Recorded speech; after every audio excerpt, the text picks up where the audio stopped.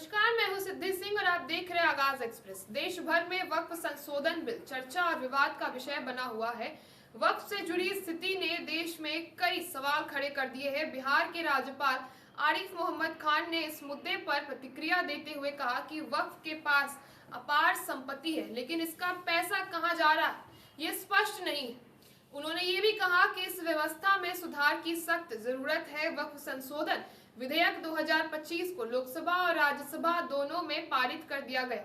बिहार के राज्यपाल आरिफ मोहम्मद खान ने अलीगढ़ में कहा कि वक्फ बोर्ड के पास बड़ी संपत्ति होने के बावजूद उसके कर्मचारी वेतन और भत्तों से वंचित हैं, जो ये दर्शाता है कि बोर्ड में गंभीर गड़बड़ियां और सुधार की आवश्यकता है। उन्होंने मुस्लिम प्रोटेक्शन एक्ट 1986 का हवाला देते हुए ये याद दिलाया कि 1980 में मुस्लिम महिला संरक्षण अधिनियम पारित हुआ था। उस कानून के तहत तलाकशुदा मुस्लिम महिलाओं को वक्फ बोर्ड से गुजारा भत्ता दिया जाना चाहिए था, लेकिन जब उन्होंने संसद में इस पर सवाल उठाए तो जवाब मिला कि किसी भी महिला को कोई भी सहायता नहीं दी गई। बिहार के राज्यपाल ने ये भी सवाल उठाया कि इतनी संपत्ति होते हुए भी न तो महिलाओं को मदद मिल रही है और न ही कर्मचारियों को वेतन।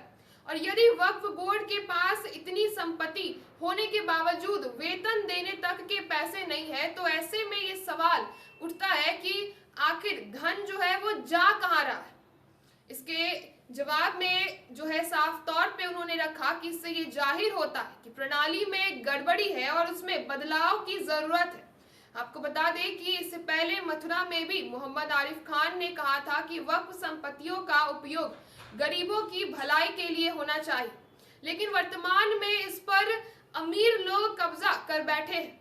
उन्होंने कहा कि अगर वक्फ की संपत्ति भगवान या अल्लाह के नाम पर दी गई है तो इसका सबसे पहला हक गरीबों का होना चाहिए।